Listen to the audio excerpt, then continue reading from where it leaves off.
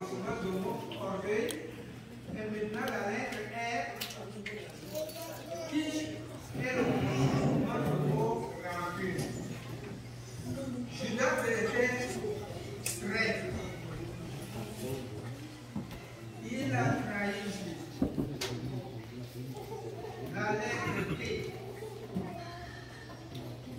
La trahison de Judas, est-ce que ça produit la mort? Non. Sa trahison a causé la mort de Jésus et de lui-même. Il s'est suicidé. Donc, quelques péchés qui donnent la mort, que nous venons de citer quelques 4 péchés. Le mot mort, ça vient du mot mensonge, orgueil, rancune, trahison. Quand tu trahis beaucoup les autres, finalement les gens vont s'enrichir. C'est la responsabilité de toi. Parce que c'est toi l'auteur. Trahison. Si tu aimes beaucoup mentir, le mensonge, ça produit de la guerre, ça produit de la querelle, ça produit beaucoup de choses.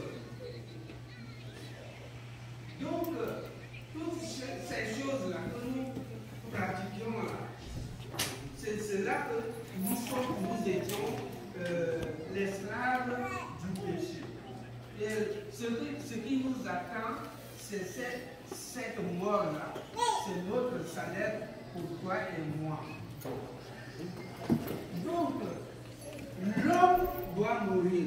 Dès le commencement, nous connaissons la mort. La mort est dans le monde entier à cause de mensonges.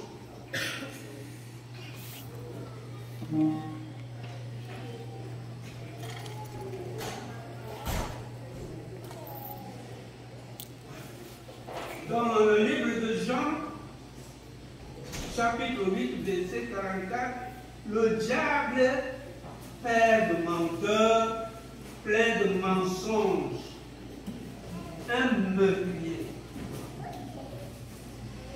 Parce que dans ce livre, Jésus était en discussion avec les pharisiens, les peuples. Mais il leur dit, vous faites l'œuvre de votre Père, parce que votre Père, il n'a pas de vérité en lui. C'est pourquoi il parle de lui-même, de son cœur, de son fond même. Il était depuis le menteur, le père de mensonges, et vous faites le travail de votre Père. Mais si vous êtes enfant de Dieu, comme vous dites, vous êtes descendant d'Abraham, vous devez faire ce que Abraham a fait. Abraham a cru en Dieu. Mais vous cherchez à me tuer quand je vous annonce la vérité. Donc le diable est le père de mensonges. Il est meurtrier et il n'a jamais la vérité en lui. Toi et moi qui sommes chrétiens aujourd'hui, nous lisons, nous méditons la parole de Dieu sur la mort. Dans ce passage, nos frères qui ne sont plus dans la vie avec nous, eux, je sais que Dieu a bien proclamé que tous ceux qui ont accepté Jésus comme Sauveur et Seigneur personnellement dans leur vie, leur péché héréditaire était déjà effacé. Ils ont la vie éternelle. Ils sont devenus des enfants à moi. Jean 1,12. Tous ceux qui l'ont reçu et qui croient en son nom, il a donné le pouvoir de devenir enfants de Dieu. Donc nos frères, nos fils, les deux qui ne sont plus dans la vie, ils ont vaincu la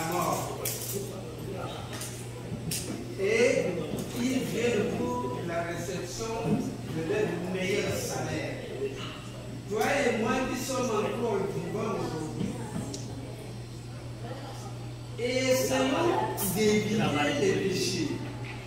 Essayons